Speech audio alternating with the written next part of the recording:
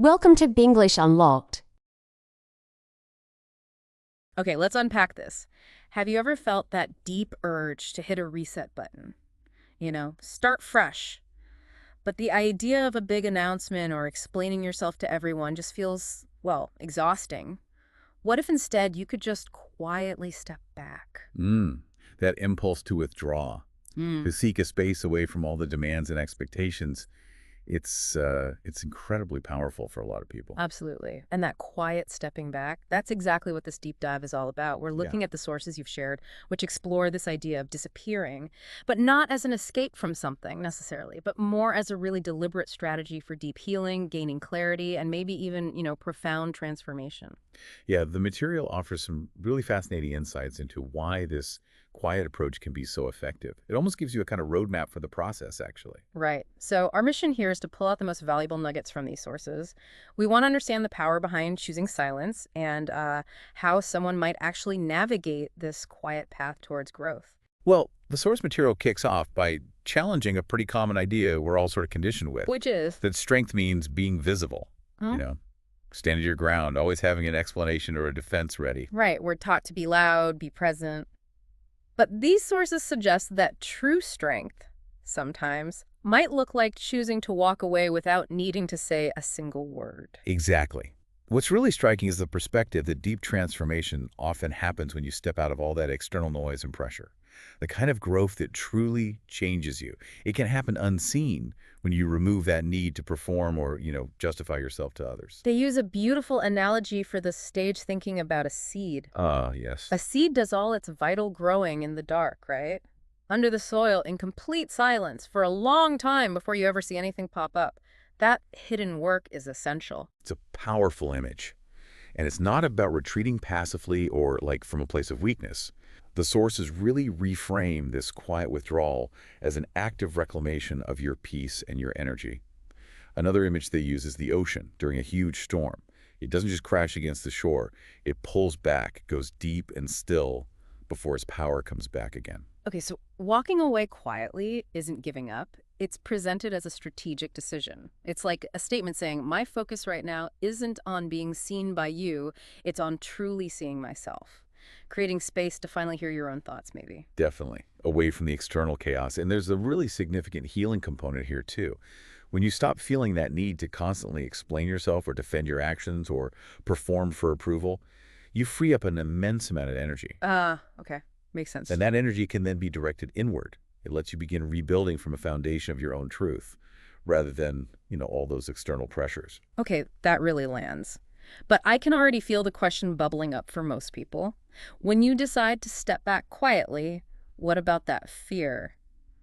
The what will people think question. How do the sources address that? Yeah, that's a common sticking point, isn't it? The material tackles it directly.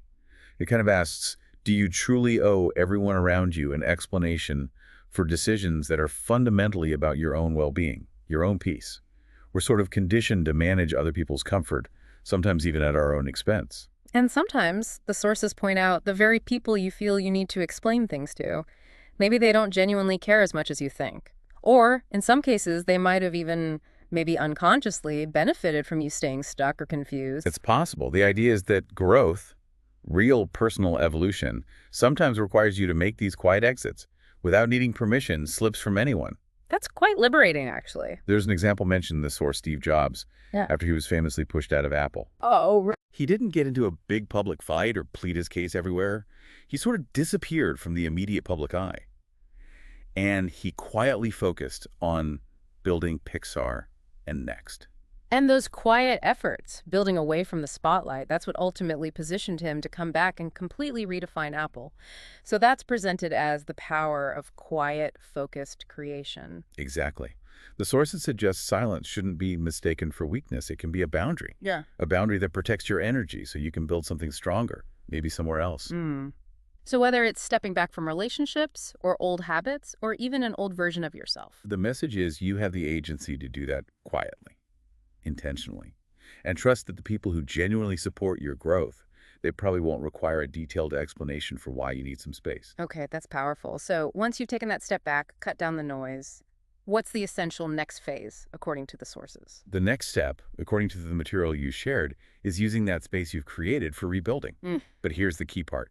Doing it in private. Rebuilding in private. That implies a certain detachment, doesn't it? Especially from like our constantly connected world. Exactly. The sources put particular emphasis on the power of disconnecting from the online world. Logging out, turning off notifications, consciously choosing stillness and introspection over that automatic habit of endless scrolling. There's that personal anecdote in the source, isn't there? About someone deleting every app for a month. Yes, that one. They described feeling lost at first, naturally. But then something shifted. They started hearing their own thoughts again, clearly, maybe for the first time in a long time. And that seemingly small act, they said, changed everything. Wow, it really reinforces this powerful idea then. In a world obsessed with performance and visibility, the most significant personal growth doesn't actually need an audience. It doesn't need likes to be valid or impactful. Precisely. Think about the J.K. Rowling example mentioned. Writing Harry Potter. Right. She began writing it in cafes, in relative obscurity, while she was personally struggling. Her story wasn't born on some public stage. It came from private moments of creation. So if you're using this quiet time to journal, to learn, to experiment, the insight is you don't need external validation for that internal work. And the sources highlight something else critical here, something that often surprises people about transformation. Which is? It's not just about building new things. It's equally, maybe even more, about the process of letting go. Letting go of what no longer serves you. Yes.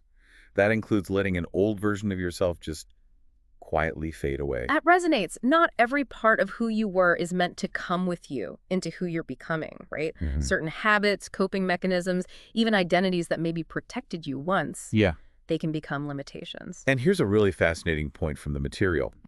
This process of letting go even of an outdated identity, it can actually feel like grief. Grief, even if that old identity wasn't serving you well. That's interesting. Yes, because it was familiar, wasn't it? It was part of you. The source suggests that holding on to that expired identity will inevitably slow down your evolution. The space created by letting go, often quietly, without fanfare, that's precisely where genuine rebirth can actually begin. And again, the sources are clear. No need for a big, dramatic public announcement like, I am changing now. No. The guidance is simply to change.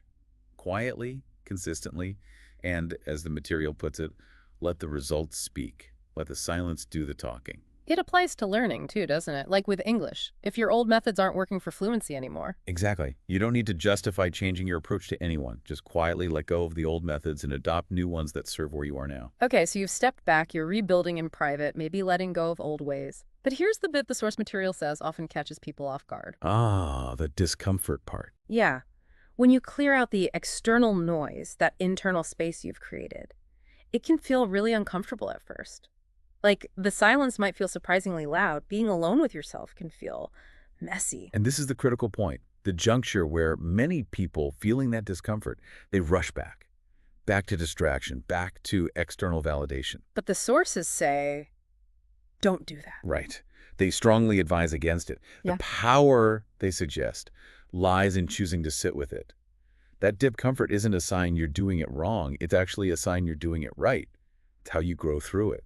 I think that's such an important point. Being truly alone with your own thoughts, your fears, your patterns, it's hard because there's nowhere to hide, no distractions, no applause, just you facing your own internal landscape. And like you said, that landscape isn't always pretty at first. It raises this interesting paradox discussed in the sources. Discomfort isn't the end point. It's actually a doorway. The emotional tension, the awkwardness of sitting with yourself, that's the crucible, On the other side of navigating that difficulty is often profound clarity, genuine healing, a clear sense of direction. But you absolutely have to stay in the stillness long enough for that clarity to emerge. The source material brings up the example of David Goggins, his transformation. Yes, a powerful example. He built his incredible resilience, not by looking for external cheerleaders, but by deliberately isolating himself, waking up super early, training alone, pushing himself physically and mentally, while confronting his own excuses and limitations, all in solitude. And that process done away from the public eye, that's how he built what the sources call mental armor. Exactly. The core insight here is that enduring solitude, facing those internal challenges, without external validation. It teaches you how to be your own primary motivator, your own validator. And once you've cultivated that internal strength, once you are your own validator, you become incredibly resilient. Because, as the source powerfully puts it, you didn't grow in public, you grew in fire. Oof, yeah. Applying this to learning English, it means facing the discomfort of speaking alone, maybe recording yourself, practicing without an audience. It feels awkward, sure, but that specific kind of discomfort, that's what builds genuine confidence and fluency that isn't dependent on external praise. And when you've gone through that period, sitting with the discomfort, doing the quiet internal work, the sources describe something pretty remarkable happening next. You don't just come back to the world, you arrive. Arrive, yeah, with a capital A. It's not about announcing your return, it's about your presence just being undeniable. The source talks about that moment when you see someone after they've been gone for a while, maybe rebuilding, and their transformation is so clear, so profound, it almost leaves you speechless. That's the potential outcome here. Because when you shift your energy from broadcasting every step to focusing inward on the actual process, your transformation isn't just visible, it becomes self-evident. People won't necessarily remember your silence, but they will see the undeniable results. It's the ultimate show them, don't tell them. Absolutely. You're not re-entering the world seeking applause or permission anymore. You step back in because the internal work has made you ready. The version of you that emerges doesn't need external validation to recognize its own power. The source includes this great phrase, let your glow up be spiritual, let it be internal. I like that. It's about building a foundation of strength and self-assurance so deep that you stand taller, you move with more confidence, regardless of who's watching or if anyone's clapping. Think about it with English learning one last time. Instead of telling everyone, oh, I'm working on my English, you could just surprise them by showing up in a conversation and speaking with noticeably more confidence and fluency. You don't announce progress. You are the proof of it. Definitely. And as part of the source material for this deep dive, there's also a really helpful section on vocabulary, isn't there? Yes, that part's designed to help you, the listener, actively integrate some of the stronger words and phrases we've been using into your own language. So the list from the source includes words and phrases like vanish, recognize, roadmap, passive, retreat, strategy, intentionally, incredibly, stillness, validation, mourning, evolution, catch off guard, applause, solitude, speechless, undeniable, and spiritual. The idea is just to start noticing them, maybe consciously incorporating them into your own speaking or writing. Yeah, actively using these words, maybe even just practicing them out loud when you're alone. That's key to making them feel natural and accessible for you. So summing up this deep dive into transforming through quiet disappearance, the core message is just incredibly powerful, I think. Genuine life-altering growth. It doesn't demand a public stage. Some of the most significant breakthroughs happen in the privacy and silence of your own life. Absolutely. And if you find yourself in a period right now where you feel that need to step back, to disappear quietly, to reset and rebuild, trust that instinct. The sources really reinforce that the work you're doing during this time, even if it's unseen, is fundamentally shaping the future version of you. And remember, the source material mentions a free PDF resource that goes along with this deep dive. It offers things like comprehension questions, grammar exercises, key takeaways. It can help you process these ideas while actively practicing your English. So keep cultivating that quiet growth. Keep building your confidence both internally and in your language skill. And when the time feels right, trust your arrival. Your progress doesn't end here. Keep moving, keep learning, and shock the world not with announcements, but with your presence.